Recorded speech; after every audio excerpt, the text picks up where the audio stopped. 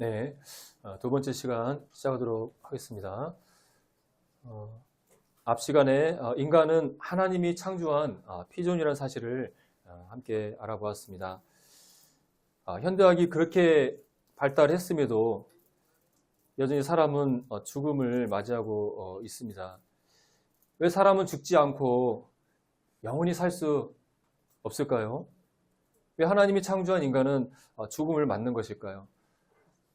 사람이 죽으면은 어떤 일이 일어날 것일까요? 인간의 해결할 수 없는 문제인 이 죽음에 대한 하나님의 말씀을 이 시간에 알아보기를 원합니다.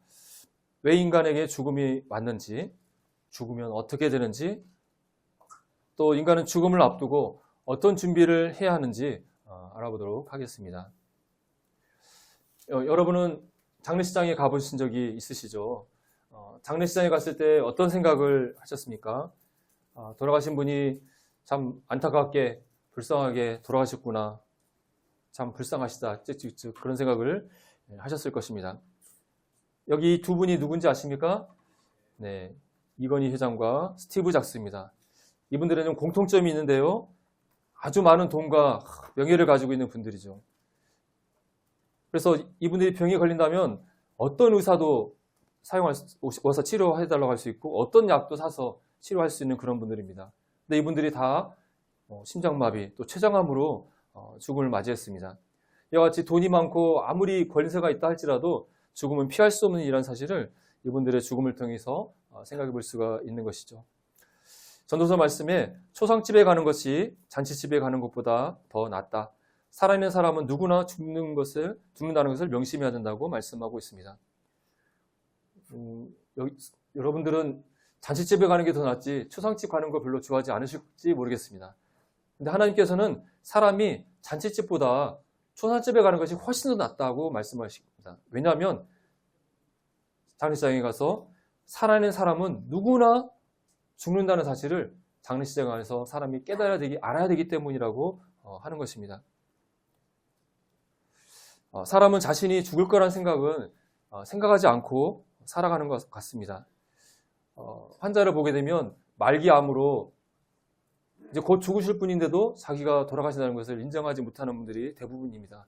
100살이 넘는 노인분도 곧 돌아가실 수 있다고 얘기해도 죽는 것을 생각을 하지 않고 살아갑니다. 죽음은 내 문제가 아니라 옆에 사람 문제, 저 옆집 할아버지 문제라고 생각하지 나의 문제라고 생각하지 않고 살아가는 것이 사람이라고 하는 것입니다. 하지만 죽음은 나의 문제라고 하는 것입니다. 죽음은 언제든 어느 날 갑자기 나에게 찾아올 것입니다. 우리는 우리 주변에서 수많은 예기치 못한 죽음을 보게 됩니다. 얼마 전에도 홍콩에서 큰 아파트 화재가 나서 많은 사람이 죽었죠. 그 사람들 가운데 자신이 그날 죽게 될 것을 생각한 사람은 아무도 없었을 것입니다. 죽음은 남의 일이 아니라 나의 일임을 우리는 명심해야 합니다. 여러분, 죽음이 무엇인지 아십니까? 죽음이 왜 왔는지, 죽으면 사람이 어떻게 되는지 알고 계십니까? 이 시간 하나님 말씀을 통해서 이에 대한 해답을 찾으셔야 합니다. 여기 공자님 사진이 있는데요. 우리 동양의 최고의 현자시잖아요. 이 제자 중에 개론한 사람이 공자님에게 스승님, 죽음이 무엇입니까? 제발 좀 알려주세요. 물었는데 공자가 뭐라고 대답을 했을까요? 태어나는 것도 모르는데 어찌 죽음을 알려? 야, 내가 왜 태어나는지도 모른다. 어떻게 죽음을 알겠냐? 아유, 물어볼 걸 물어봐라. 이런 식으로 대답을 한 거죠. 참 지혜로운 분이 맞는 것 같아요. 이와 같이 인간의 죽음에 대한 사람의 제한된 지식을 잘 대변해주고 있는 것 같습니다. 사람은 자신이 왜 태어난지도 모르고 살다가 왜 죽는지, 죽음이 어떤 일인지도 모른 채 죽는 것이죠. 그렇다 한다면 인간이 왜 죽는지, 죽으면 어떤 일이 일어나에 대해서 누가 답을 가지고 있을까요? 바로 사람을 창조하신 창조주 하나님이 알고 계시다고 하는 거죠. 나는 여호와라, 나 외에 다른 이가 없나니 나밖에 신이 없느니라. 이스라엘의 거룩하신 자, 곧 이스라엘을 지으신 여호와께서 가라사대 장래일을 내게 물으라. 내가 땅을 만들고 그 위에 사람을 창조하였다고 말씀하고 있습니다. 우주를 만드신 분, 바로 나를 창조하신 하나님께서 앞으로 일하는 일을 알고 계시고 그 일을 우리에게 알려주고 계시다고 하는 것입니다. 먼저 인간이 죽음을 맞게 된 이유에 대해서 하나님 말씀을 통해서 살펴보기를 원합니다. 성경을 보게 되면 첫 번째로는 성경이 창세기인데 이 창세기에서는 하나님께서 인간을 지으신 이야기를 말씀해주고 있습니다. 하나님께서 하나님의 형상과 모양대로 아담 또 그 하와를 지으시고 그 아담과 하와를 동방의 에덴에 동산을 지으시고 거기에 사람을 살게 하셨습니다. 그리고 그 동산에 보기에 아름답고 먹기에 좋은 나무들을 나게 하셨습니다. 그리고 특이하게도 동산 가운데에 생명나무와 선악을 알게 하는 나무가 있었다고 말씀하고 있습니다. 그리고 하나님께서 에덴 동산을 만드신 다음에 그곳으로 아담과 하와를 이끄시고 에덴 동산에서 살게 하시면서 거기서 모든 각종 동산의 나무 열매는 내가 마음껏 먹도록 허락해 주셨습니다. 그런데 한 가지 제한사항이 있었습니다. 다 모든 걸 먹으라고 하셨는데 선악을 알게 하는 나무의 열매는 내가 먹지 말아라. 단지 먹지 말라는 걸로 끝나는 것이 아니라 그것을 먹게 되면은 내가 죽게 될 것이라고 말씀하신 것을 보게 됩니다. 에덴 동산을 좋은 나무 열매들 주면서 모든 걸 먹고 다 즐기면서 살아라 라고 허락하셨지만 단 한 가지 제한 조건이 있었는데 그것은 바로 선악과를 따먹지 말라는 것이었다고 하는 것입니다. 사람들은 왜 하나님께서 에덴 동산에 선악과를 만들어가지고 인간이 따먹게 해서 죄인으로 만들었느냐, 선악과를 애초에 안 만들었으면 좋지 않았겠느냐, 하나님 참 나쁜 분이라고 말하는 분들이 있습니다. 이 에덴 동산에 선악과가 있는 이유가 무엇일까요? 하나님은 에덴 동산에서 모든 자유, 모든 것을 먹을 수 있도록 허락하셨지만 단 하나, 선악과만 따먹으면 안 된다고 말씀하셨죠. 하나님이 인간을 사랑하셔서 모든 것을 허락하시지만 하나님께서 인간에게 허락할 수 없는 단 한 가지가 있습니다. 그것은 하나님과 인간의 관계, 창조의 질서입니다. 하나님은 인간을 지으신 창조주이시고 인간의 왕, 주인 되시고 또 아버지와 같은 분이시죠. 반면에 아담은 지음받은 피조물이고 하나님께 순종해야 되는 종과 같은 위치에 있고 하나님의 아버지된 하나님의 자녀와 같은 존재이죠. 이 하나님과 아담의 이런 창조주와 피조물의 이 신분의 관계는 결코 바뀔 수 없고 허락할 수 없는 것이죠. 그런데 이 선악과가 바로 하나님과 인간의 관계를 정하는 유일한 기준, 인간이 넘어서면 안 되는 유일한 선이었다고 하는 것입니다.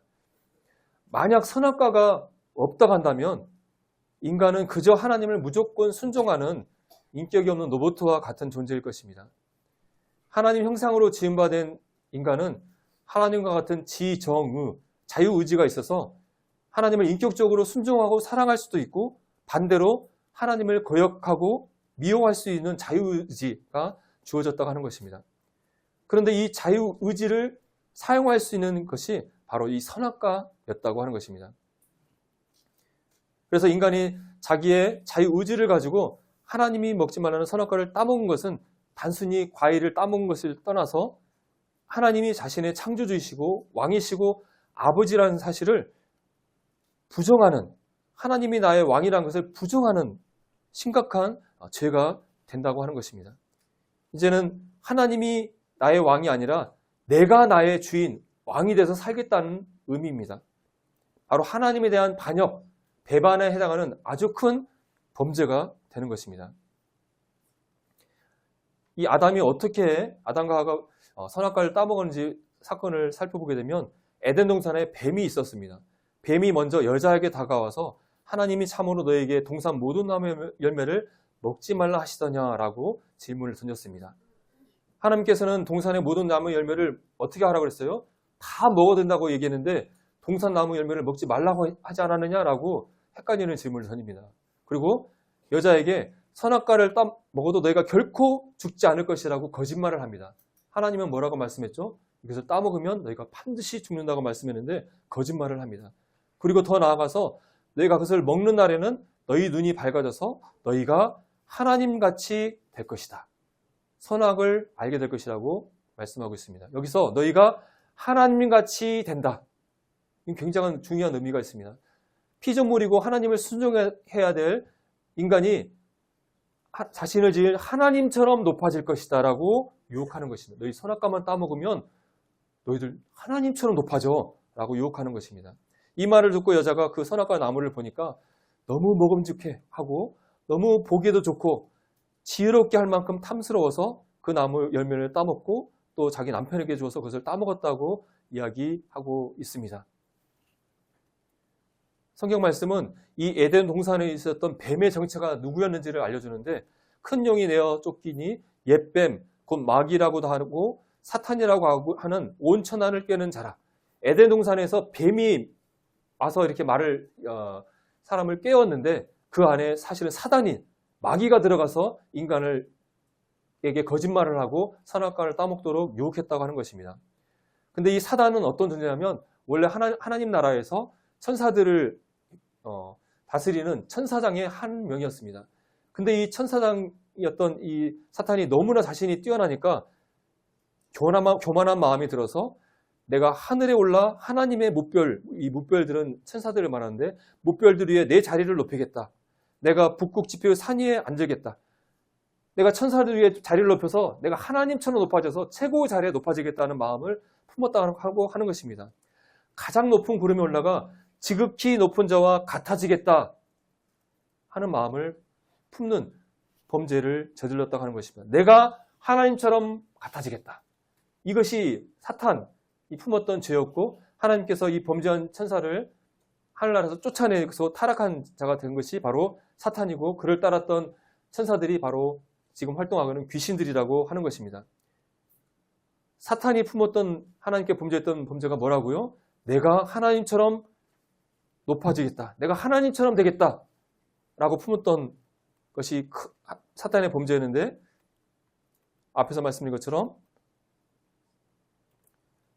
뱀이 유혹했던 유혹이 바로 네가 이 선악과를 따먹게 되면 내가 하나님처럼 될 것이다 라고 유혹했던 것입니다. 자신이 지었던 하나님께 반역했던 이 죄를 똑같이 인간에게 짓도록 유혹하고 범죄케 하여서 자신이 하나님께 저주받아서 심판을 받게 된 것처럼 인간도 똑같은 저주 가운데 심판 가운데 처하도록 했다고 하는 것입니다.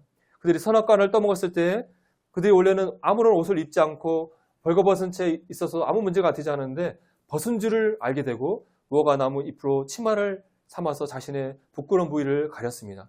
그리고 하나님께서 그들을 찾았을 때 하나님의 소리를 들었을 때 그들은 하나님의 얼굴을 피해서 동상나무 사이에 숨었다고 이야기하고 있습니다.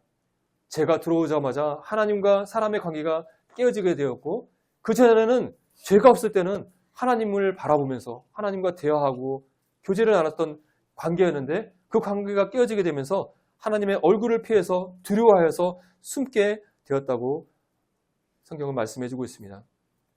하나님께서 네가 이 선악과를 따먹기 때문에 땅이 저주를 받아서 너는 평생 수고를 해야만 수산을 먹을 것이다. 그리고 여자인 하와에게도 너도 저주를 받아서 해산하는 고통이 더 가해질 것이다. 그리고 너는 하나님 말씀하신 대로 이제는 죽게 되어서 흙으로 돌아갈 것이다. 네가 흙에서 치유함을 받았기 때문에 너는 죽음을 맞게 되고 흙으로 돌아갈 것이라고 말씀하는 것을 보게 됩니다. 죽음이 인간에게 들어온 것을 보게 됩니다.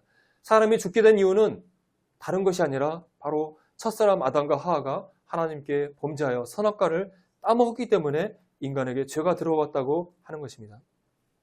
로마서 5장에서 이러므로 한 사람으로 말미암아 죄가 세상에 들어오고 죄로 말미암아 사망이 왔다고 말씀하고 있습니다. 한 사람 아담으로 말미암아 죄가 세상에 들어왔고 죄가 사람에게 들어오게 됨으로 인해서 사람에게 죽음이 사망이 왔다고 말씀하고 있습니다. 이와 같이 모든 사람이 죄를 지었으므로 사망이 모든 사람에게 이르게 되었다고 말씀하고 있습니다. 아담과 하와에게 죄가 들어오게 되었을 때, 죄인이 되었을 때에 아담과 하와의 자손들도 태어날 때부터 죄인으로 태어나서 죄악된 성품을 가지고 태어나서 평생토록 죄를 지으면서 살다가 이 죄로 인해서 죽음을 맞이하는 것이 인간의 슬픈 운명이 되었다고 성경은 말씀하고 있는 것입니다. 여러분이 죽음을 맞는 것은 늙게 되어서 병들어서 암에 걸려서 죽는 것이 근본적인 이유가 아니라 아담이 선악과를 따먹은 죄로 인해서 내 안에 죄가 들어왔기 때문이라고 하는 것입니다. 그러면 사람이 육체의 죽음을 맞으면 그것으로 끝나는 것일까요? 하나님께서 말씀하신 내가 반드시 죽을 것이라고 말씀하셨던 것은 육체의 죽음을 의미하는 것일까요? 성경은 그렇지 않다고 말씀하고 있습니다. 육체의 죽음을 당한 것으로 끝나는 것이 아니라 죽음 이후에 하나님의 심판이 있다고 말씀하고 있습니다. 한 번 죽는 것은 사람에게 정하신 것이요 그 후에는 심판이 있다고 말씀하고 있습니다. 한 번 죽는 것, 한 번 죽는 육체의 죽음은 모든 사람에게 피할 수 없는 정하신 것이다. 근데 그것으로 죽음으로 끝나는 것이 아니라 죽음 이후에 하나님의 심판이 있다라고 말씀하고 있습니다. 죽음 이후에 사람이 받는 심판이 무엇일까요? 계시록 20장 말씀을 보게 되면 각 사람이 자기의 행위대로 심판을 받고 불못에 던져지니 이것은 둘째 사망 곧 불못이라. 사람이 죽은 이후에 그것으로 끝나는 것이 아니라 각 사람이 자기의 행위대로 하나님의 심판을 받게 되고 그 심판의 결과로 불못에 던져졌다고 말씀하고 있습니다. 이 불못은 무엇을 의미할까요? 바로 지옥입니다. 영원히 꺼지지 않은 심판의 장소, 불못, 지옥에 던져지는 것이 최종적인 인간의 심판이고 그것이 둘째 사망이라고 말씀하고 있습니다. 육체의 죽음은 첫 번째 사망인데 이걸로 끝나는 것이 아니라 그 이후에 영원히 꺼지지 않은 불못인 지옥에 집어 던져지는 것이 진짜 인간의 죽음, 둘째 사망이라고 성경은 말씀하고 있습니다. 왜 하나님이 창조한 하나님이 사랑하는 인간이 지옥에 가게 되었을까요? 바로 인간이 죄를 지었기 때문입니다. 죄를 범하는 자마다 죄의 종이라고 말씀하고 있는데 하나님께 속한 것이 아니라 죄를 지은 죄인은 죄의 종, 죄에 속한 것이라고 말씀하고 있습니다. 그리고 죄를 짓는 자는 마귀에게 속했다라고 말씀하고 있습니다. 죄를 짓고 있는 죄인은 하나님께 속한 것이 아니라 누구에게 속했다고요? 마귀에게 속았다. 죄인의 주인은 누구라고요? 마귀다. 또 다른 말씀을 보면 죄인의 아버지는 마귀라고 말씀하고 있습니다. 여러분이 인정하든 인정하지 않든 죄를 가지고 있는 죄인이라 한다면 여러분의 주인은, 여러분의 아버지는 마귀라고 성경은 말씀하고 있습니다. 죄인은 죄를 가지고 있기 때문에 죄의 근본인 마귀에게 속했기 때문에 마귀가 심판받는 장소인 지옥에 사람도 같이 들어간다고 성경은 말씀하고 있는 것입니다. 저주받은 자들아 나를 떠나 마귀와 그 사자들을 위하여 예비된 영영한 불에 들어가라. 영원히 꺼지지 않는 이 불은 사실은 인간이 들어가는 심판의 장소가 아니었다고 하는 것입니다. 하나님께 타락해서 범죄했던 마귀와 그 귀신들, 사자들을 심판하는 장소로 만들어진 곳이 바로 지옥입니다. 그런데 마귀의 유혹에 마귀가 지었던 똑같은 죄를 지은 인간이 이제 마귀가 가는 장소, 마귀의 소속이 되어서 소유가 되어서 마귀와 함께 이 지옥에 던져진다고 성경은 말씀하고 있습니다. 앞에서 사람들이 죽었을 때 살아나서 임사체험을 하면서 죽었을 때 가는 장소를 경험하고 왔다고 말씀드렸는데 지옥이 있다고 한다면 이 지옥을 보고 온 사람들이 있을까요? 네, 지옥을 경험하고 온 사람들이 있다고 하는 것입니다. 여기 이분은 모리스 롤린스 박사라는 내과 의사, 심장내과 의사하고 심폐소생술의 전문가인 분입니다. 이분은 실제로 지옥을 경험한 환자인 찰스 맥키라는 사람을 실제로 소생시키면서 이 사람이 심폐소생술을 하면서 죽었다 살아나는 순간에 내가 지금 지옥에 있습니다. 당신이 심폐소생술을 멈출 때마다 난 지금 지옥에 떨어지고 있습니다. 하는 경험을 통해서 사람이 죽으면 지옥에 가는구나 하는 사실을 알게 되면서 이 사람은 하나님을 믿지 않는 사람이었는데 하나님을 믿게 되면서 사람들에게 하나님이 계시고 지옥이 기다리는 사실을 전파하는 일을 하고 있다고 하는 것입니다. 이분은 찰스 맥키라는 이 모리스 박사가 처음으로 지옥을 경험한 환자입니다. 이분이 가슴 통증이 있어서 이분의 병원에 가서 심장 운동 부하 검사를 하는 도중에 심장마비가 발생해서 쓰러져 죽게 되었습니다. 그래서 이 사람을 살리기 위해서 의사와 의료진이 붙어서 심폐소생술을 하면서 죽었다가 살아나면서 하는 얘기가 당신이 심장 마사지를 멈출 때마다 나는 지옥에 떨어지고 있어요 라고 외쳤다고 하는 것입니다. 이분의 증언을 한번 들어볼 건데요. 잠깐만요. 저는 지옥을 경험한 환자를 겪으면서 사후의 세계에 관심을 갖게 되었습니다. 저는 한 가슴에서의 통증을 호소하는 환자의 고통이 심장에서 시작된 것인지 진단해보는 중에 있었습니다. 측정을 계속하고 있는 도중에 이 사람이 갑작스럽게 쓰러져서 죽게 되었어요. 다시 호흡을 시작할 수 있도록 간호사는 그의 입에 호흡기를 대고 인공호흡을 시도했고 그의 심장은 다시 뛰다가 멈추고 했습니다. 그는 소리쳤습니다. 선생님, 전 지금 지옥에 있어요. 저는 의사입니다. 그런 얘기하지 마세요. 선생님은 이해 못하고 계십니다. 저는 계속 지켜보고 있는데 그 환자의 눈은 뒤집어지고 거품을 물면서 얼굴이 창백해지고 심장 박동이 다시 멈췄어요. 환자는 다시 말하기를 선생님, 절 위해 기도해 주세요. 지옥에서 나가게 해주세요. 뭐라도 좀 해줘요. 환자는 다시 정신을 잃고 오락가락했어요.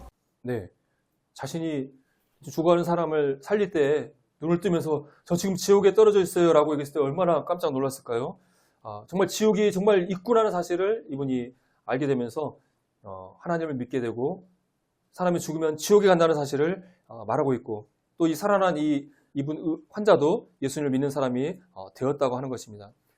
여러분, 지옥이 있는지 없는지 죽어봐야 알지라고 말씀하신 분이 계신다 한다면 그런 말씀을 하시면 안 됩니다. 지옥은 정말 있고 여러분이 죽음의 순간에 이곳에 떨어지는 사실을 수많은 지옥을 경험하고 온 사람들의 증언을 통해서 또 성경 말씀을 통해서 믿으셔야 하는 것입니다. 지금까지 인간의 불행의 끝인 죽음이 인간의 죄로 인해서 온다는 사실을 알아보았습니다. 또한 죽음 이후에 죄로 인해서 지옥의 심판이 인간에게 있음을 알아보았습니다.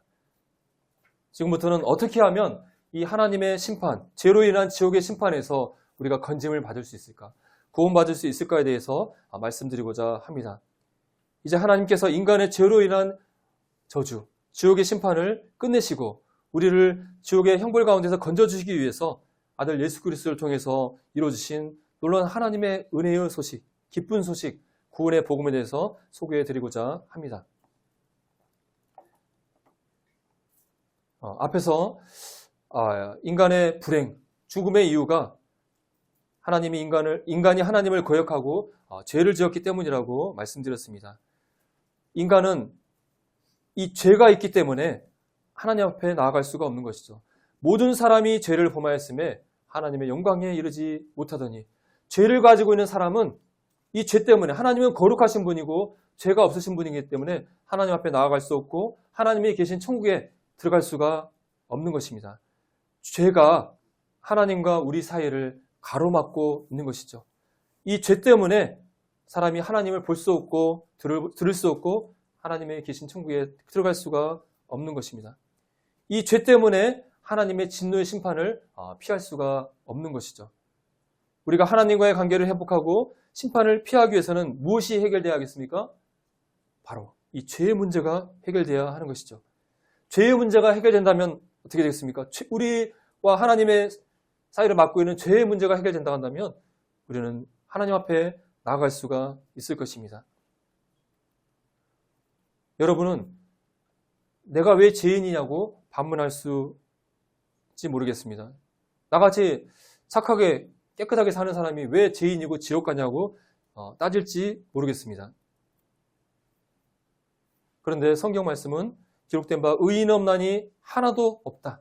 이 세상에 의인은 하나도 없다고 하나님께서 말씀하고 있습니다. 깨닫는 자도 없고 하나님을 찾는 자도 없고 다 치우쳐 한 가지로 무익하게 되고 선을 행하는 자는 없나니 하나도 없다.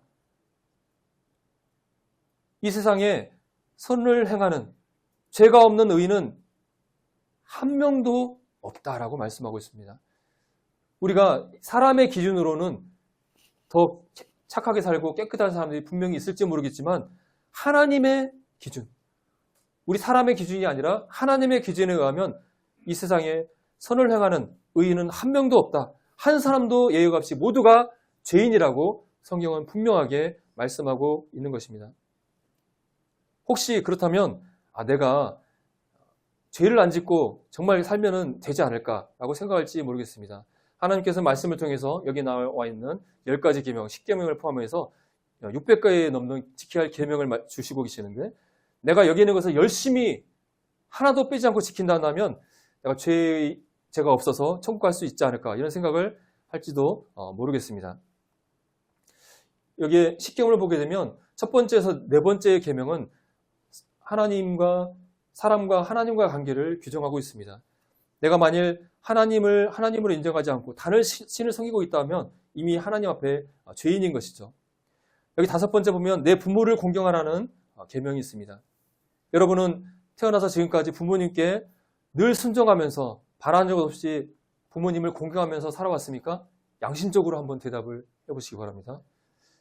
또 아홉 번째 계명을 보니까 내 이웃에 대하여 거짓 증거를 하지 말라고는 계명이 있습니다. 여러분 살아오면서 거짓말을 한 번도 안 하신 분이 계실까요? 또 열 번째 보면은 내 이웃의 집을 탐하지 말라. 다른 사람의 물건을 욕심내거나 부러워하지 말라고 되어 있는데 지금까지 살아오시면서 다른 사람이 가지고 있는 물건 욕심내거나 내가 저거 가졌으면 하는 마음 한 번도 안 품어보신 분이 계십니까? 또 여기에 여섯 번째 보면 살인하지 말라. 혹시 살인해 본 경험이 있으신 분이 있나요? 아마 없죠. 또 가늠하지 말라. 가늠한 적 없으시죠? 최소한 나 살인을 한 적 없고 가늠을 한 적은 없네. 이건 지킬 수 있겠네라고 생각할지 모르지만 뒤에 말씀드리겠지만 하나님은 마음속에 일어난 죄악된 생각만으로도 사람을 죽이고 가늠한 것과 똑같다고 말씀하고 있습니다. 그래서 하나님이 말씀하신 이 율법을 지키려는 행위로서 하나님 앞에 죄 없다 할 사람, 의롭다 하심을 얻을 육체는 하나도 없다고 말씀하고 있습니다. 그래서 사실은 이 율법을 지켜서 죄를 안 지어서 천국에 가기 위한 목적으로 주신 것이 아니라 너희들은 죄인이야. 아무리 해도 하나님 앞에 죄를 안 지을 수 없다는 사실을 깨닫도록 죄인이라는 사실을 깨닫도록 주신 것이라고 성경을 말씀하고 있다고 하는 것입니다. 앞에서 살인죄, 간음죄에 대해서 말씀드렸는데 예수님께서 이렇게 말씀하십니다. 살인하지 말라는 말을 너희가 들어봤는데 너희가 형제에게 노하는 자마다 심판을 받게 되고 형제에 대하여 라가라 하는 자는 공회에 잡혀가게 되고 미련한 놈이라는 자는 지옥불에 들어간다고 말씀하고 있습니다. 여기서 라가란 말은 유대인의 욕인데 돌대가리, 미련한 놈, 멍충이 이런 말입니다. 어쨌든 형제에게 다른 사람에게 화를 내거나 바보 멍충이 미련한 놈이라고 말하는 것은 심판을 받게 되고 지옥불에 들어간다. 칼을 들고 가서 사람을 찔러 죽이는 사람이나 바보 멍충이라고 말하는 사람이나 똑같이 지옥에 들어간다라고 분명하게 말씀하고 있습니다. 이미 마음 가운데 다른 사람 미워하고 죽이고 싶은 마음만 품어도 칼로 사람을 찔러 죽이는 것과 똑같은 죄다라고 말씀하고 있습니다. 여기 앉아 계신 분들 가운데 한 분도 다른 사람을 미워하거나 바보 멍충이라고 하지 않은 사람이 한 분이라도 계십니까? 아무도 없죠. 또 간음죄에 대해서 이렇게 말씀하고 있습니다. 너희가 음욕을 품고 여자를 보는 자마다 마음에 이미 간음한 것이다. 음란한 마음을 품고 여자를 보는 사람, 여자도 마찬가지죠. 음란한 마음을 품고 다른 남자를 보는 것은 이미 몸으로 간음한 것과 똑같은 죄다. 지옥에 들어간다고 말씀하고 있습니다. 이런 기준에 의하면 세상 어떤 사람이 하나님 앞에 나 죄 없으니까 나 천국 보내달라고 말할 수가 있겠습니까? 여러분, 죄인이 감옥에서 어떻게 나올 수가 있나요? 판사가 내린 판결 형명을 100% 다 채워야만 나올 수 있죠. 복역기간을 다 채우거나 벌금을 다 갚아야만 나올 수 있습니다. 마찬가지로 하나님께서 정하신 죄의 형벌을 사람이 다 갚아야만이 홀이라도 정말 눈곱만치라도 한 터럭만치라도 다 하나님이 정한 죄의 형벌을 다 갚기 전에는 지옥에서 나올 수 없다라고 하나님께서 말씀하고 있습니다. 우리의 죄값이 다 치러져야만이 지옥에서 나올 수 있다라고 말씀하고 있습니다. 그런데 놀랍게도 하나님께서는 우리들의 이 죄를 다 갚을 수 있는 방법을 마련해 놓으셨다고 하는 것입니다. 하나님은 모든 사람이 구원을 받기를 원하며 진리에 아는 데 이르기를 원한다고 말씀하고 있습니다. 하나님은 모든 사람, 나를 포함해서 모든 사람이 하나님의 심판을 받지 않고 지옥에서 건진받기를, 구원받기를 하나님은 간절히 원하신다라고 말씀하고 있습니다. 그래서 모든 사람에게 구원을 베푸시는 하나님의 은혜를 나타내 보이셨다고 말씀하고 있습니다. 세상 모든 사람들을 심판받지 않고 지옥에 들어가지 않고 제사함 받고 구원받는 방법을 하나님의 은혜를 나타내 보이셨다고 말씀해 주고 있습니다. 얼마나 감사한 일인가요? 여기에 대해서 여러분들에게 말씀드리고자 합니다. 우리 땅에서도 죄를 지었게 되면 그 죄수는 재판장 판사가 정한 형벌을 치러야만 자유가 되죠. 벌금형을 내리면 뭘 내야 됩니까? 벌금을 내야 돼요. 1,000만 원 벌금형이면 얼마를 내야 돼요? 1,000만 원을 갚으면 죄가 사해지죠. 징역형이면, 징역 10년형이면 어떻게 해야 돼요? 10년을 감옥에 들어가서 죄값을 치르면 그 죄가 사해지게 되는 거죠. 우리의 죄가 사해지기 위해서는 하나님, 우리의 재판장들이 하나님이 정한 죄값을 치러야만 우리 죄가 사해질 것입니다. 맞습니까? 근데 하나님께서 이 사람의 죄값에 대해서 말씀하셨어요. 죄의 삭은 뭐라고 말씀하고 있습니까? 죄의 삭은 사망이다. 죄의 삭은 벌금형이다. 죄의 삭은 감옥형이라고 말씀하신 게 아니라 사망, 죽음이라고 말씀하고 있습니다. 오직 죄인의 목숨값이 치러야만이 죄가 사해진다고 말씀하고 있습니다. 우리 인간의 이 죄값을 치르기 위해서 유일하게 해결할 수 있는 방법은 그 죄인의 죽음이라고 하는 것입니다. 목숨값이 치러야만 죄값이 사해진다. 다른 방법은 없다고 하는 것입니다. 열심히 하나님 앞에 나서 죄 지었다고, 죄 지었습니다. 용서해 주세요. 아무리 하나님 앞에 말로 저 용서해 주세요. 잘못했어요. 회개하기도 이런 것으로는 되지 않은 거예요. 교회 가서 아무리 많은 헌금을 드려도 죄가 사해지지 않아요. 아무리 교회 가서 열심히 봉사활동하고 선한 일을 해도 죄가 사해지지 않아요. 왜냐하면 죄의 값은 사망, 목숨값이 치러야만이 죄가 사해지기 때문이에요. 그래서 내 죄값을 치르는 방법은 내가 죽는 거예요. 근데 내가 죽으면 이게 하나님의 은혜예요? 은혜가 아니잖아요. 그냥 내 죄값도 내가 죽고 심판받고 그냥 저주받은 것으로 끝나는 것이잖아요. 그래서 하나님께서 우리 이 죄인들의 죄값을 치러주시기 위해서 죄인이 사망, 죄인이 죽임을 당하는 것 대신에 다른 죄가 사해지는 방법을 마련해 주셨어요. 죄인이 죽어야만 죄가 사해지는데 죄인이 죽는 것 대신에 죄인 대신에 다른 존재가, 다른 재물이 죽음을 당하게 하셨어요. 그리고 다른 재물이 죽었을 때에 이 재물이 죽는 것으로 그 죄인의 이 죽은 것으로 여겨져서 죄값이 치러진 것으로 여겨주셨어요. 그것을 속죄의 원리라고 얘기하고 있고 그것을 그렇게 드리는 제사를 속죄 제사라고 말을 합니다. 그래서 내가 죄로 인해서 내가 하나님 앞에 죽어야만 내 죄값이 치러져요. 이것이 하나님이 정하신 죄값이 치러지는 원리입니다. 그런데 내가 내 죄값대로 죽으면 하나님이 나를 사랑하시고 나에게 은혜를 베풀어 준 것이 전혀 아니잖아요. 그냥 내 죄값 치르고 내가 죽고 저주받아서 멸망당하는 것이잖아요. 그런데 이 사랑의 하나님께서 내 죄값도 치러주고 또 나도 사는 방법을 마련해 주셨다고 하는 것입니다. 그것은 이 죄값은 죽음인데 내가 죽는 것이 아니라 나 대신에 다른 재물이 죽임을 당하게 하셨다고 하는 것입니다. 다른 재물이 죽었을 때에 나의 죄값인 죽음이 목숨값이 치러졌고 나를 살게 해주셨다고 하는 것입니다. 그래서 하나님께서 다른 내 대신에 내 죄 때문에 대신 죽는 희생 제물이 대신 죽게 하고 그 희생 제물이 죽었을 때 내가 사해주는 길을 열어주셨는데 그것은 속죄제사라고 불리우는 것입니다. 육체의 생명은 피에 있습니다. 내가 이 피를 너희에게 주어 단에 뿌려 너희의 생명을 위하여 속하게 하였나니 생명이 피에 있으므로 피가 죄를 속하느니라. 피가 죄를 속한다고 하나님께서 말씀해 주셨습니다. 성도님들, 여러분, 육체, 생명의 동물들의 생명은 그 피에 있다는 사실을 인정하십니까?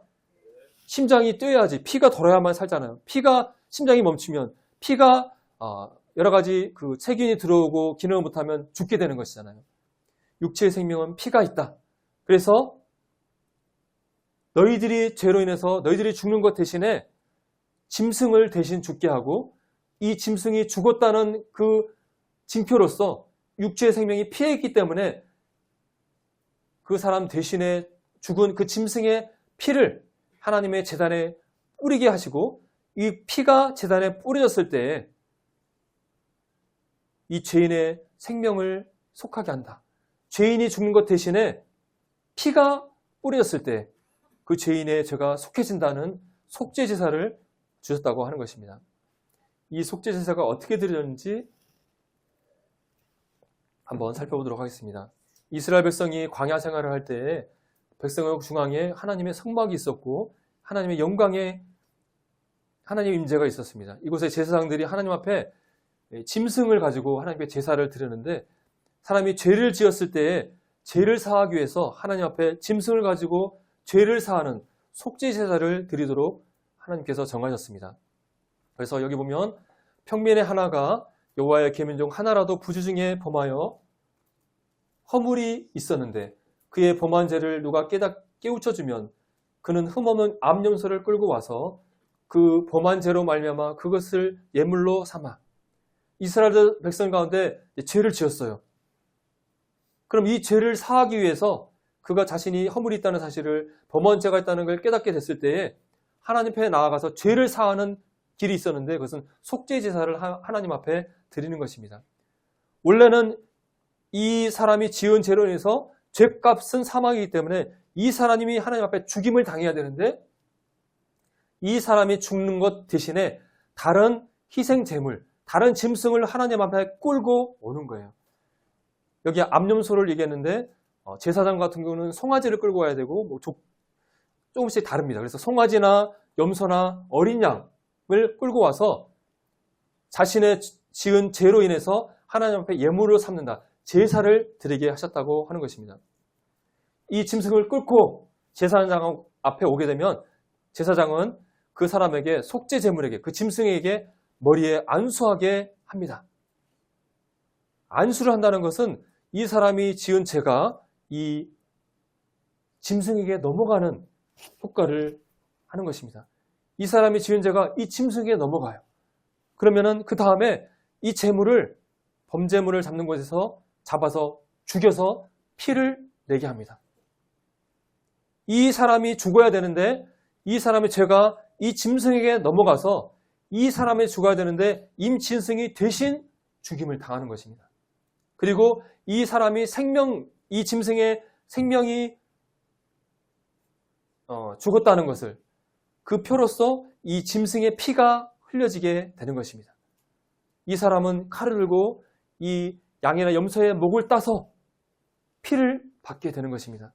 그러면 제사장은 그 짐승의 피를 받아서 제사장은 손가락으로 그 피를 찍어 번제단 뿔들에 바르고 그 피 전부를 제단에 쏟고 그 기름을 화목제물의 기름을 떼는 것 같이 떼어내 제단 위에 불살라 여호와께 향기롭게 할지니 제사장이 그를 위하여 속죄한즉 그가 사함을 받는다고 말씀하고 있습니다. 이 짐승이 죽었고 이 짐승의 피가 흘려졌습니다. 그럼 제사장은 그 피를 받아서 그 피를 찍어서 제사장 뿔에 바르고 또 그 피를 제단 밑에 쏟고 이 짐승의 기름을 불살라서 하나님께 제사를 드리게 되면 이 사람은 죄가 사해지는 속죄를 받게 됩니다. 그가 죄 사함을 받게 됩니다. 율법을 쫓아 거의 모든 물건이 피로써 정결케 되나니 피 흘림이 없은즉 사함이 없느니라.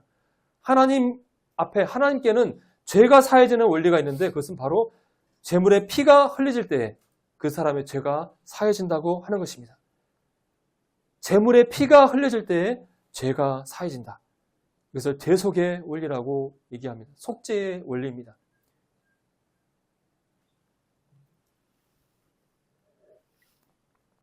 자, 이 내용대로 한다면 사람이 죄를 지으면 어떻게 해야 됩니까? 내 대신에 죽을 짐승을 잡아서 제사장 앞에 끌고 가서 내가 죽어야 될 죄 대신에 이 짐승에게 안수하고 이 짐승이 내 죄를 뒤집어 쓰고 나 대신에 죄값을 치러서 죽게 되고 이 짐승의 죽었다는 징조로 피를 받아서 이 피를 하나님에 뿌리게 되면 내 죄가 사해지게 되는 것이죠. 자, 그러면 이걸 알았으니까 이제 여러분 죄 지으면 이제 어떻게 해야 돼요?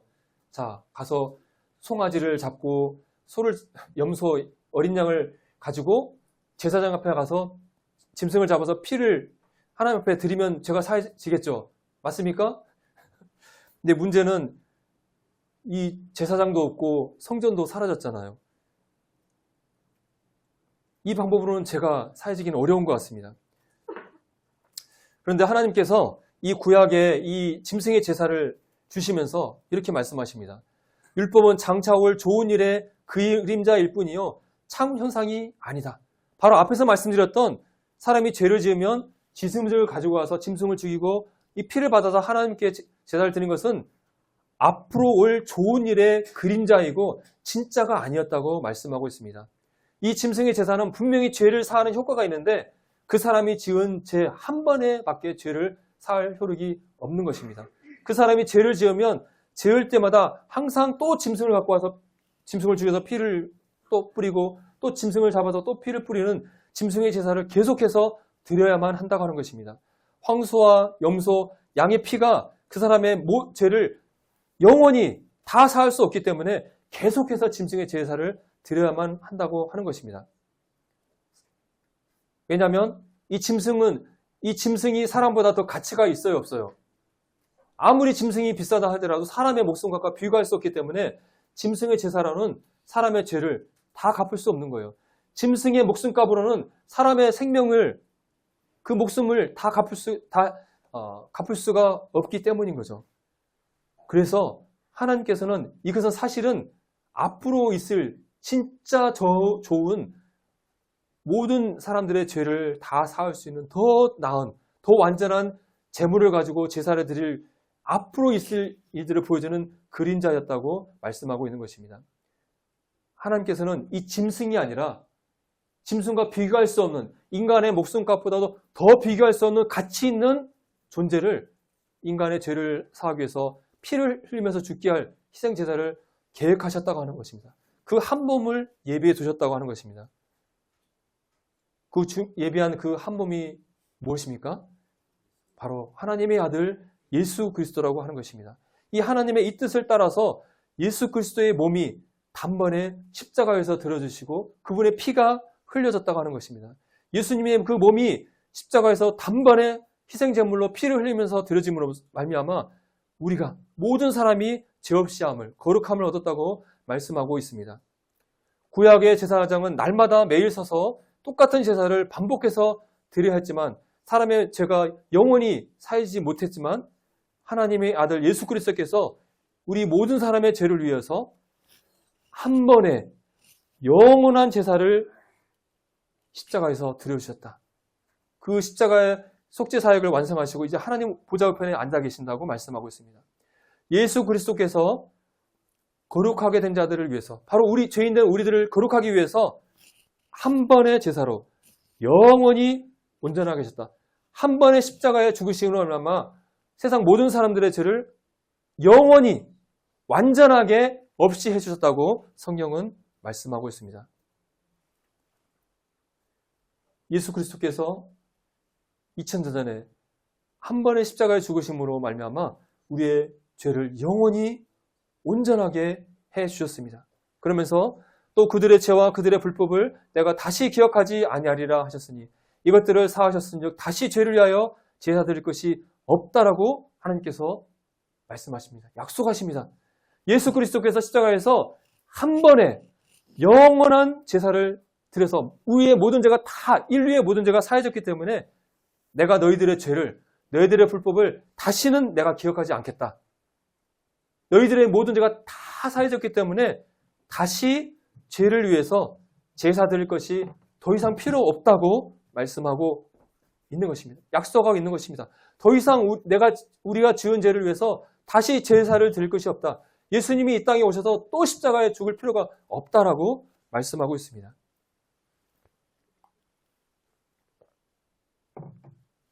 사람들은 십자가에서 예수님께서 죽으신 일을 들으면서 예수님께서 2000년 전에 십자가에서 사람들의 죄를 위해서 돌아가셨구나.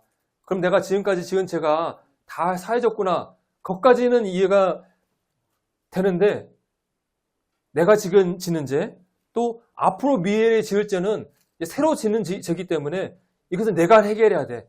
하나님 앞에 나가서 주님 내가 죄 졌습니다. 용서해 주세요. 회개의 기도를 매일 하거나 아니면은 죄를 짓지 않도록 계속 선한 삶을 살려고 노력하거나 이런 일을 해야 돼. 예수님께서는 내가 지금까지 지은 과거의 죄만 지어줬지 지금 지는 죄, 미래의 죄는 내가 해결해야 돼 라고 생각하시는 분들이 있습니다. 그런데 앞에서 말씀드린 것처럼 죄가 사해지게 되는 무엇이 필요하다고요? 죄값은 사망, 재물이 죽어야 되고 피가 흘려야만 죄가 사해진다고 하는 것입니다.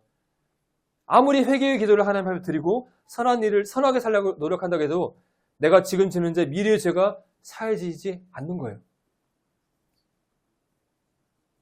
바로 예수 그리스도의 보혈이 흘려야만 우리 죄가 사해지는데 근데 하나님께서 뭐라고 약속하셨어요? 예수님의 십자가의 이 사역, 속죄 제사는 단 한 번에 영원한 제사고 다시 죄를 위하여 제사 드릴 것이 더 이상 필요 없다. 그것은 무슨 말씀이에요? 나의 과거의 죄, 지금 지는 죄, 미래의 죄가 예수님의 십자가상에서 한 번에 영원한 제사로 다 사해졌다는 사실을 분명하게 말씀해주고 있다고 하는 것입니다. 2000년에 오셨던 예수님은 어떤 분이십니까? 그분은 우리와 같은 사람이 아니에요. 육체의 몸을 입고 오신 사람이시지만 그분은 원래 우주 만물을 주신 인간을 지으신 하나님 자신이세요. 하나님 아들이시라고 성경은 말씀하고 있습니다. 태초에 말씀이 계시니라. 이 말씀이 하나님과 함께 계셨으니 이 말씀은 곧 하나님이시니라. 말씀이 육신이 되어 우리 가운데 거하심에 우리가 그의 영광을 보니 아버지의 독생자의 영광이요 은혜와 진리가 충만하더라. 예수님을 하나님의 말씀이라고 표현하면서 예수님은 하나님 그분이시다. 하나님이 육신이 돼서 우리 가운데 거하신 분이고 하나님의 독생자, 하나님의 외아들이시다고 말씀하고 있습니다. 또 빌립보서 말씀에서는 예수 그리스도는 근본 하나님의 본체시다. 예수님은 육체를 입으신 분이지만 이분은 우주를 만물을 지으신 바로 인간을 지으신 창조주 하나님 그분이시다 라고 말씀하고 있습니다. 창조주 하나님이신데 그분이 하나님과 동등됨을 취할 것으로 여기지 아니하시고 자기를 비워 종의 형체를 가지고 사람들과 같이 되셨다. 사람의 모양으로 나타나셔서 자기를 낮추시고 죽기까지 복종하셔서 십자가에 우리 죄를 위해서 죽으셨다고 말씀하고 있습니다. 2000전에 오셨던 예수 그리스도는 나와 같은 사람이 아니라고 하는 것입니다. 그분은 하나님, 그분, 하나님의 본체셨던 분인데 하나님 그 하늘나라의 하나님 그 위치를 버리시고 이 땅에 종의 형체로 바로 사람의 모습으로 입고 오셔서 자기를 낮추고 죽기까지 복종해서 인간을 사랑하셔서 나를 사랑하셔서 나의 죄를 사해주기 위해서 십자가에서 희생 제물로 죽어주셨다고 하는 것입니다. 여러분, 인간의 목숨값은 얼마 정도일까요?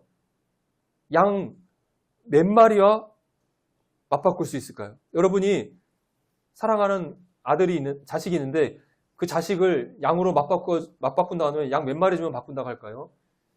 혹시 여기 양 마리 주면 바꾼다고 하실 분이 계실지는 모르겠지만 어쨌든 이 짐승과 인간의 생명 바꿀 수가 없는 거예요. 비교할 수 없는 것이잖아요.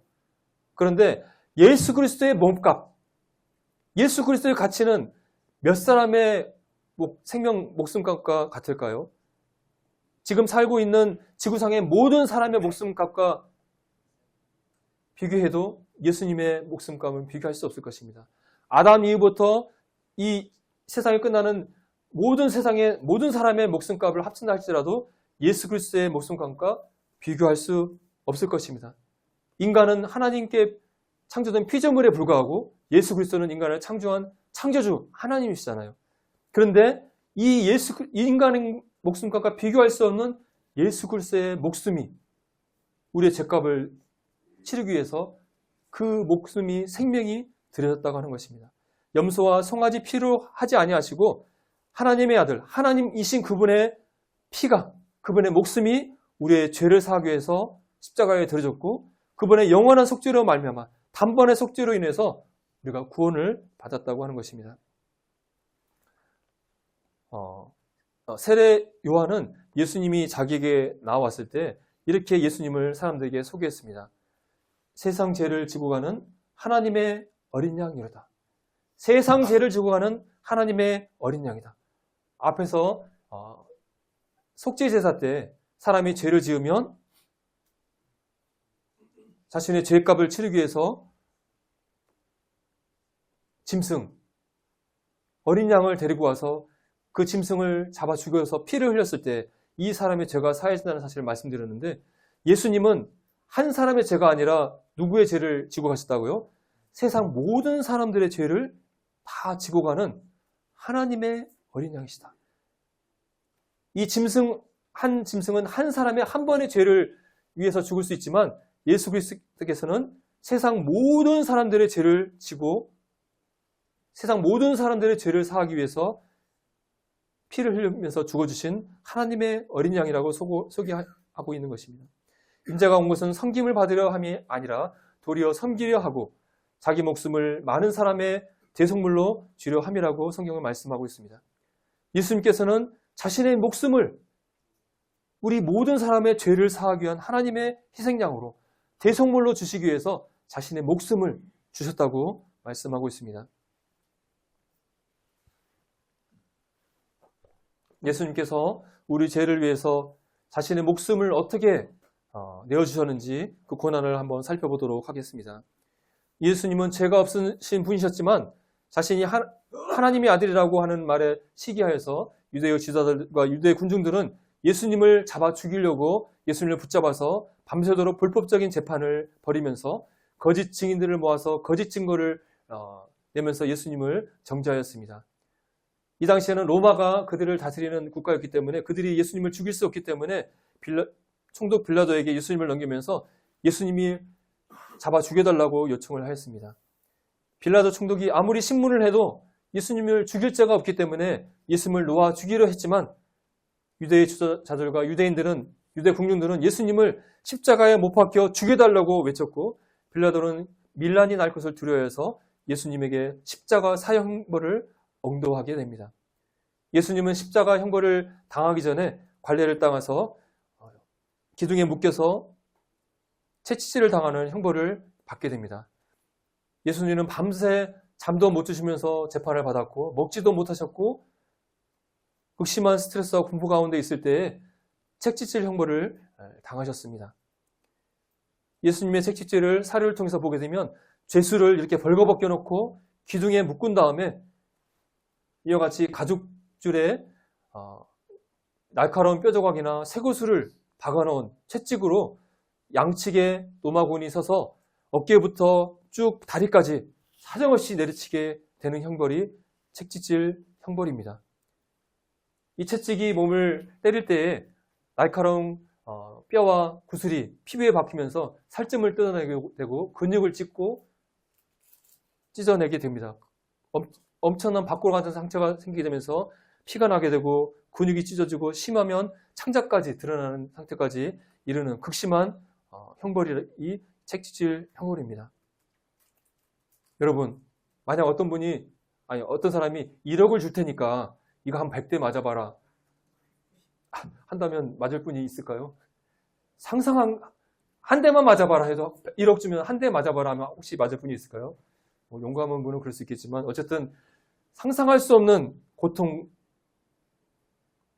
당하는 형벌이 채찍질입니다. 이미 이 채찍질을 당함으로 이 채찍질을 당하다가 죽는 경우도 있다고 합니다. 이 채찍질을 당했을 때 이미 거의 그냥 죽음 직전에 당할 상황까지 가게 되는 것이죠. 그리고 예수님은 자신의 십자가를 지고 골고다 십자가 형벌을 받는 언덕까지 이동하게 되는데 십자가는 이런 형태로 되어 있고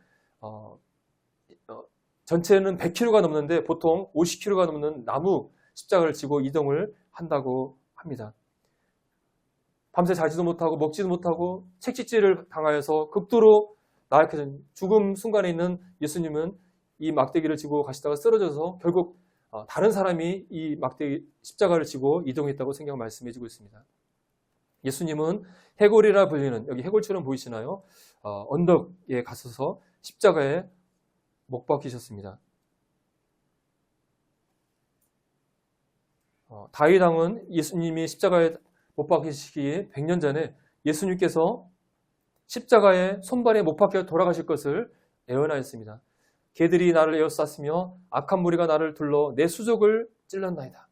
내 손과 발을 찔렀다. 못으로 찔렀다고 예언하고 있는데 이 예언처럼 예수님께서 십자가에 손과 발이 못 박혀 달리셨습니다. 우리가 그 옛날 그림을 보게 되면 이 손바닥에 못이 박히는 성화를 볼 수 있는데 실제로는 이 손바닥에 박히면 무게를 이기지 못하고 찢어지기 때문에 이 손목에 이 큰 대못이 박히게 됩니다.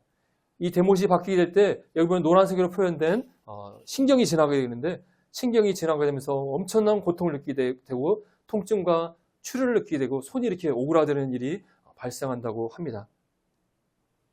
이 가로막대에 손이 박히게 되고 들려서 이 세로막대에 고정을 한 다음에 발도 이와 같이 박아서 몸을 고정하게 됩니다. 이미 이 상태에 극심한 채찍질로 고통 가운데 있고 탈진되어 있고 온 체력이 다 다한 상태에서 이렇게 몸에 손과 발이 십자가에 박혀서 세워지게 되면 어떤 일이 일어나게 될까요? 힘이 없으니까 몸이 축 처지게 되는 것이죠. 그래서 몸이 이렇게 축 처지게 되면 어떤 현상이 일어날까요? 우리가 운동할 때 숨고르기 할 때 손을 이렇게 들이마시면서 숨을 들이마신 것처럼 이런 자세가 되면 흉곽이 늘어나서 숨을 들이마신 상태가 됩니다. 근데 우리가 숨을 쉬기 위해서는 숨을 들이신 다음에 내쉬어야만 되잖아요. 근데 내쉬기 위해서는 못에 박힌 손과 발에 힘을 줘서 몸을 끌어올리면서 몸을 이렇게 가슴 움츠려만 숨을 내뱉을 수가 있는 것이죠. 한 번에 숨을 내쉬기 위해서 이 손과 발에 극심한 통증을 느끼면서 또 등이 밖으로처럼 파이는 상처를 거친 나무에 몸을 비비면서 통증을 내면서 몸을 끌어올려야만이 한 번에 숨을 내쉴 수 있다고 하는 것입니다. 정말 십자가에서 당하는 이 고통은 너무나 정말 설명할 수 없는 극심한 고통이라고 하는 것입니다. 예수님께서는 6시간 동안 이 십자가를 향해서 정말 인간이 당할 수 있는 최고의 극심한 고통을 당하면서 또 발가 박힌 채 나무에 달려서 사람들의 모욕을 당하면서 극심한 모욕과 조롱 가운데 죽임을 십자가에서 죽어 가셨다고 하는 것입니다. 예수님께서 십자가에 달렸던 이 순간은 더 이상 하나님의 아들이 아니었습니다. 인류의 죄를 뒤집어쓴 죄인의 모습이었습니다. 그래서 예수님께서 죽기 전에 엘리 라마 사박다니 나의 하나님 어찌하여 나를 버리셨나라고 외치셨다고 하는 것입니다. 하나님 어찌하여 저를 버리셨습니까? 이 순간은 더 이상 하나님의 아들이 아니라 죄로 인해서 죄값을 치르면서 죽어야 되는 인간의 모습이었다고 하는 것입니다. 모든 인류가 당해야 됐던 죄값, 죄에 대한 형벌을 당하시면서 최악의 고통과 고뇌 가운데, 괴로움 가운데 십자가상에서 우리가 당해야 되던 죄값을 대신 치러주시기 위해서 예수님께서 죽어 주셨다고 하는 것입니다. 이날은 금요일 저녁 안식일이었기 때문에 로마 구인들이 제수들을 십자가에서 내리기 위해서 양옆에 있던 제수들은 죽지 않았기 때문에 다리를 꺾어서 죽게 만들었습니다. 다리가 꺾어지면은 이렇게 숨을 쉬러 올라올 수 없기 때문에 죽게 되는 것이죠. 근데 예수님은 이미 숨져 계셨습니다. 그래서 다리를 꺾는 대신에 확인 사살을 위해서 창으로 옆구리를 찔렀습니다. 옆구리를 찌르자 피와 물이 쏟아졌다고 말씀하고 있습니다. 심장과 폐에 고여있던 피가 쏟아져 내렸습니다. 왜 창에 찔려서 피를 쏟으시면서 죽으셨을까요?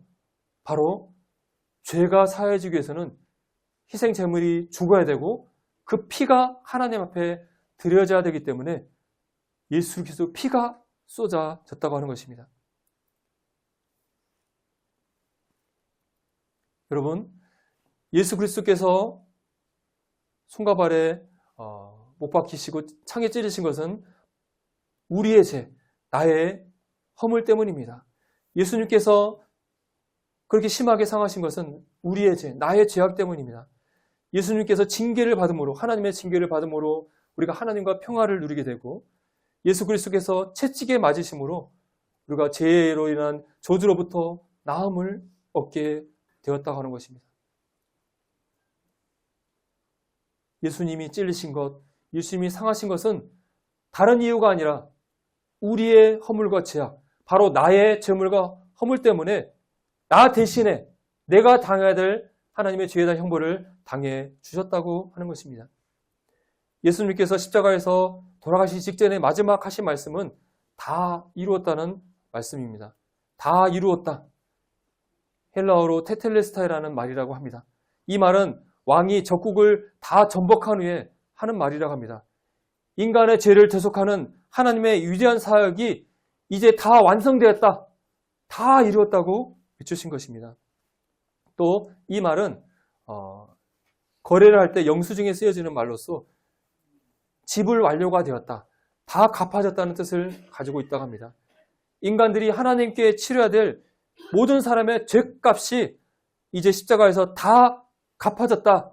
다 지불 완료되었다는 예수 그리스도의 놀라운 선언이라고 하는 것입니다.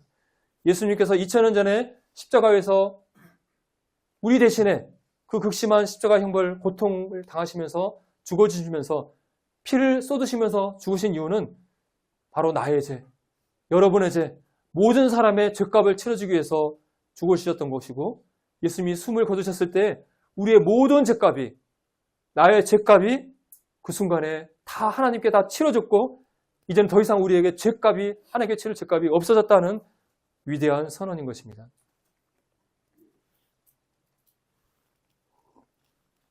죄가 없으신 하나님의 아들을 누가 책짓질하면서 고통을 가했습니까? 누가 예수님을 십자가에 손과 발에 못을 박았습니까? 로마 고인이 또 유대인이 예수님을 십자가에 못 박았습니까? 아닙니다. 바로 여러분, 바로 내가 예수님을 책짓질하였고 내가 예수님을 십자가에 못 박았던 것입니다. 바로 예수님이 당했던 채찍질, 예수님이 당했던 십자가에 못 박힘은 다름이 아니라 바로 내 자신이, 내가 십자가에 못 박혀 있었고 내가 채찍질 당했었던 것을 예수님이 대신 당해 주셨던 것입니다. 여기 영상을 한번 보고 갈 텐데요. 영상을 보실 때 이 예수님이 당하는 형벌, 십자가형이 그 자리에 사실은 내가 예수님 대신에 이 형벌을 당했어야 했다는 사실을 생각하시면서 나 대신에 당해주신 예수님의 고난을 생각하시면서 한번 봐주시면 감사하겠습니다. 소리 좀.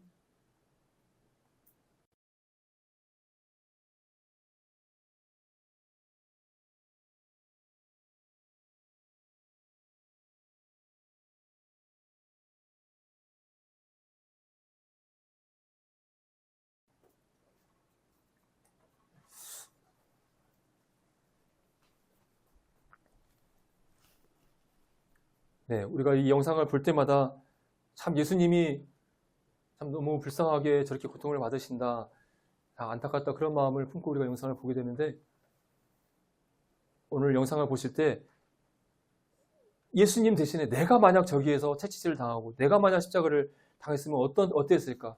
저 자리는 내가 받아야 했던 자리였던 것이라는 생각하면서 봐주시면 감사하겠습니다. Prova studio. Quale? Dimmi soccorso. Benessa. Vlad.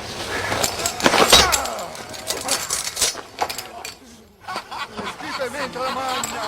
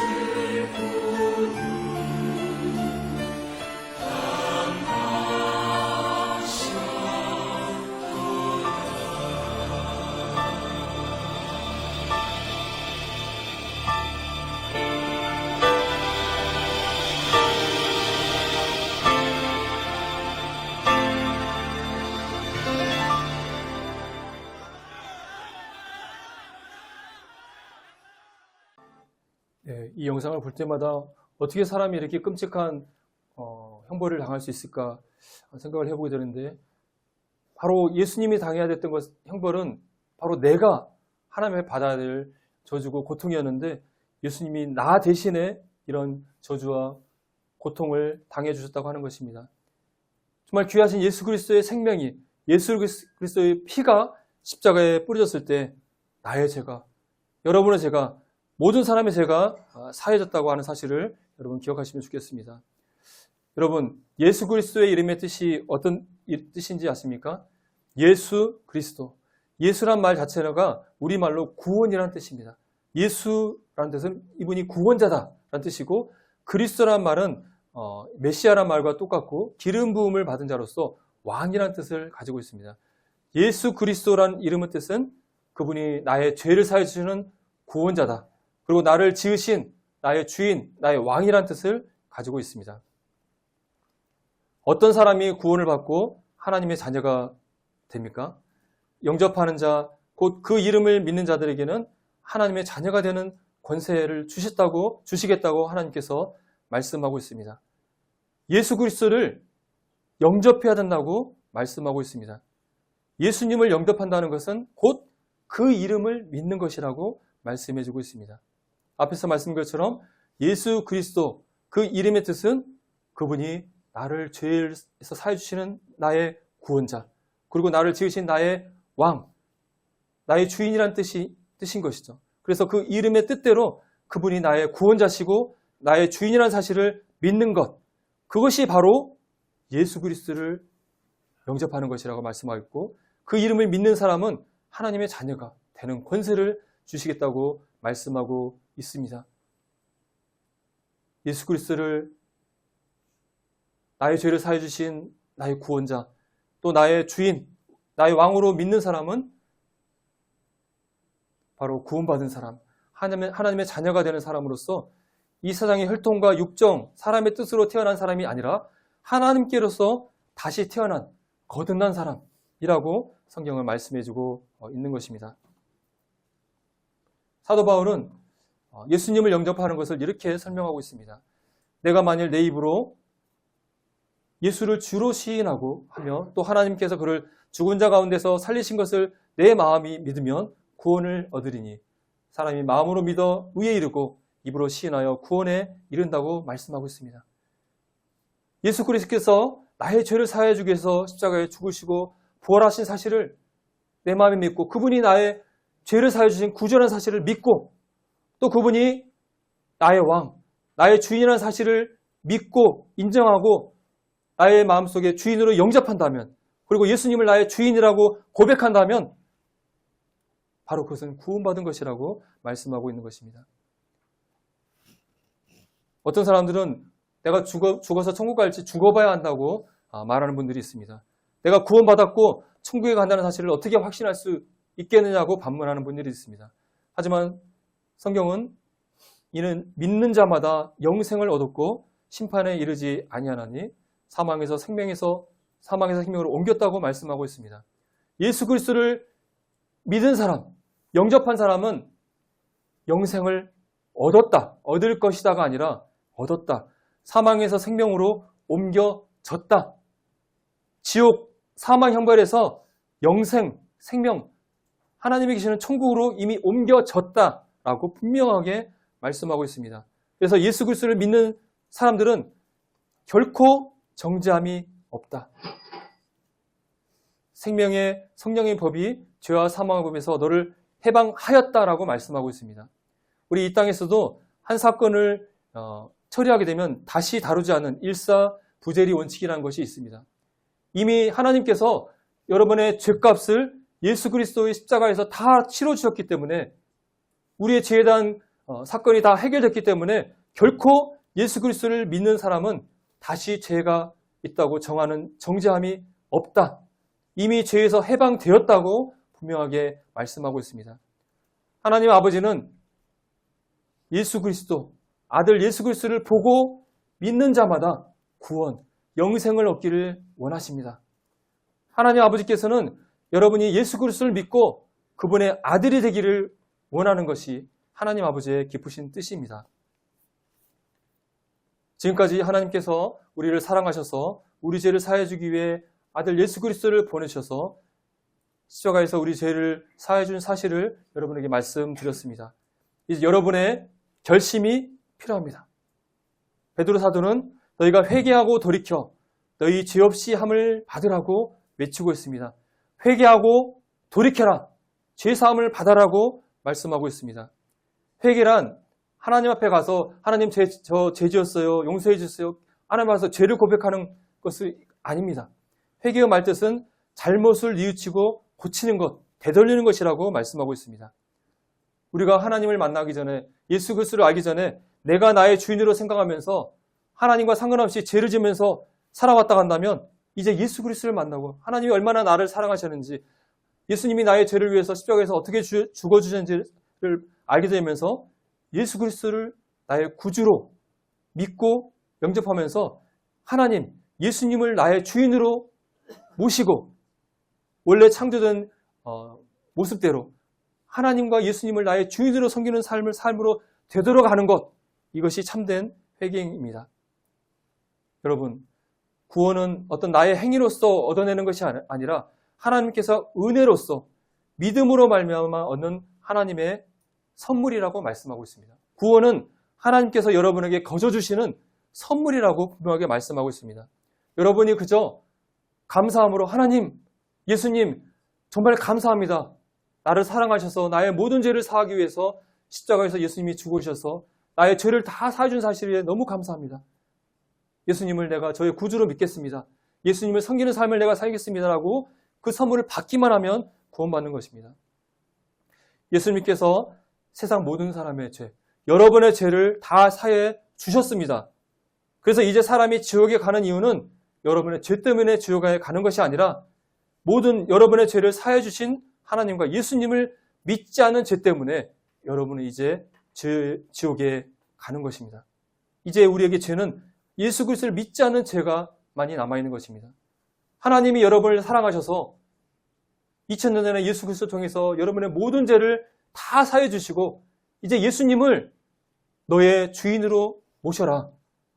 예수님이 너의 죄를 사해 준 사실을 인정만 해라라고 하나님께서 말씀하시는데 끝까지 이것을 부정하고 지옥에 간다면 얼마나 불행한 인생이겠습니까? 이제 다시 한번 처음 드렸던 질문을 한번 던져보고자 합니다. 여러분은 행복한 사람입니까? 여러분 죽으면 어디로 가십니까? 여러분이 아무리 세상에서 많은 복을 누리고 있다 할지라도 예수 그리스도를 믿지 못하고 주인으로 인정하고 있지 못한다 한다면 여러분 앞에는 영원한 지옥, 하나님의 심판이 기다리고 있음을 아셔야 합니다. 예수 그리스도를 여러분의 죄를 사해 주신 구원자, 나를 지으신 주인으로, 왕으로 믿고 시인하고 입으로 고백한다면 여러분은 하나님의 선물인 구원을 받게 되는 것입니다. 하나님은 여러분에게 영생의 선물을 주시기 원하십니다. 이것이야말로 인간이 진짜 누리는 참된 행복입니다. 네, 이상으로 말씀을 맺도록 하겠습니다. 감사합니다.